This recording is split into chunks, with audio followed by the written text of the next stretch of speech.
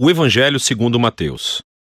No primeiro vídeo, vimos como Mateus apresentou Jesus como o Messias da linhagem de Davi e como um novo mestre com autoridade como Moisés. E também como Emanuel, que em hebraico significa Deus conosco. Depois que Jesus anunciou e ensinou a chegada do reino de Deus, e depois que ele trouxe o reino para a vida cotidiana do povo de Israel, vimos que Jesus foi aceito por muitos, mas rejeitado por outros, especialmente pelos líderes religiosos de Israel, os fariseus. Então, a grande pergunta é como esse conflito entre Jesus e os líderes de Israel se desenrolará. A próxima grande sessão, capítulos de 14 a 20, explora todas as diferentes expectativas que as pessoas têm sobre o Messias. Então Jesus continua curando pessoas enfermas e 2 vezes ele até milagrosamente fornece comida para as multidões no deserto. Uma é composta de judeus e a outra uma multidão não judia. E esse sinal é muito semelhante àquilo que Moisés fez por Israel no deserto. E assim todas essas pessoas estão empolgadas com Jesus. Eles acham que ele é o grande profeta e o Messias, mas não os líderes religiosos. A visão que eles têm do Messias é baseada nas passagens que encontramos em Salmos 2 ou Daniel capítulo 2, sobre um Messias vitorioso que libertará Israel e derrotará os opressores pagãos. E do ponto de vista deles, Jesus é um falso mestre. Ele está blasfemando sobre quem ele é. E então, há histórias aqui sobre eles aumentando sua oposição, tramando um plano para matá-lo. E assim, em resposta, Jesus se retira. E começa a ensinar a seus discípulos mais próximos o que significa ser o Messias de Israel, porque ele não é quem as pessoas estão pensando. Então Jesus pergunta a seus discípulos no capítulo 16, quem vocês acham que eu sou? E Pedro dá a resposta certa aparentemente. Ele diz, bem, você é o Messias, o Filho do Deus vivo. Contudo, fica claro que Pedro está pensando em um rei que reinará vitoriosamente através do poder militar. E Jesus desafia Pedro dizendo, sim, eu me tornarei rei, mas de uma maneira diferente. E assim Jesus começa a ensinar sobre os temas do profeta Isaías, que disse que o rei messiânico sofreria e morreria pelos pecados do seu próprio povo. E assim Jesus estava se posicionando como um rei messiânico, que reina se tornando um servo e que daria a sua vida por Israel e pelas nações. Bom, Pedro e os discípulos praticamente não entendem. E assim Jesus entra no 4º bloco de ensinamentos, seguido por uma série de ensinamentos depois disso. E estes são todos sobre a natureza do reino invertido messiânico de Jesus, que inverte todos os nossos sistemas de valores. Assim, na comunidade do rei servo, você ganha honra servindo aos outros.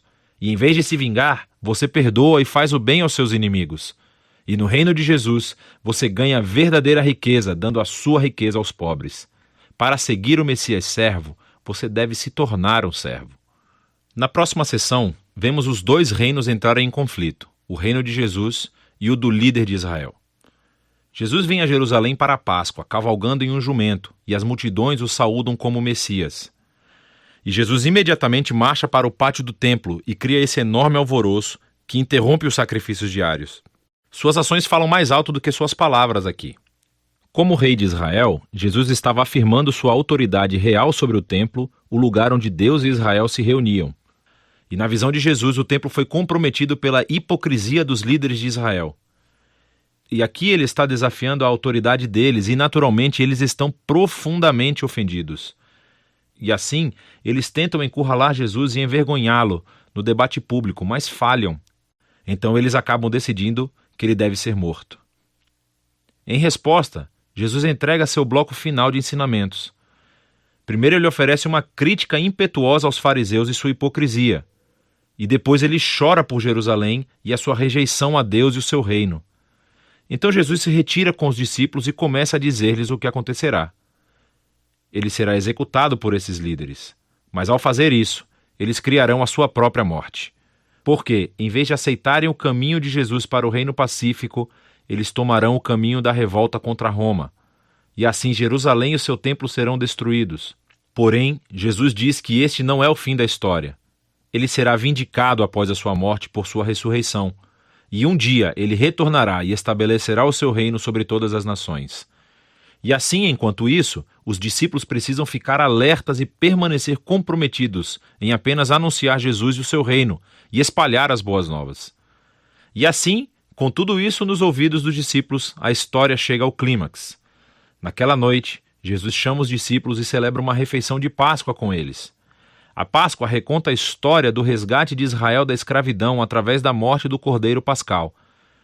E Jesus toma o pão e o vinho desta refeição como novos símbolos, mostrando que a sua morte será um sacrifício que redimiria o seu povo da escravidão, do pecado e do mal.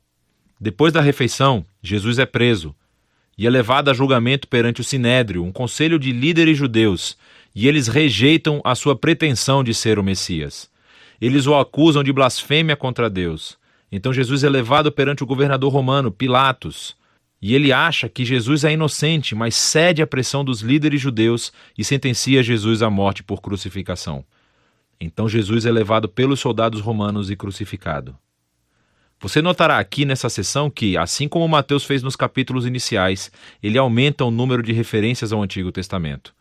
Ele está tentando mostrar que a morte de Jesus não foi uma tragédia ou um fracasso, mas sim o surpreendente cumprimento de todas as antigas promessas proféticas. Jesus veio como o Messias servo mencionado por Isaías. Ele foi rejeitado pelo seu próprio povo, mas em vez de julgá-los, ele foi julgado em seu lugar, suportando as consequências dos seus pecados. Então, a cena da crucificação chega ao fim e o corpo de Jesus é colocado em um túmulo.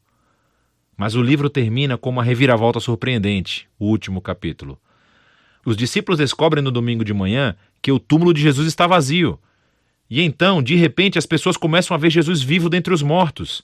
E o livro conclui com o Jesus ressuscitado, dando o ensinamento final, chamado a Grande Comissão. Jesus diz que agora ele é o verdadeiro rei do mundo.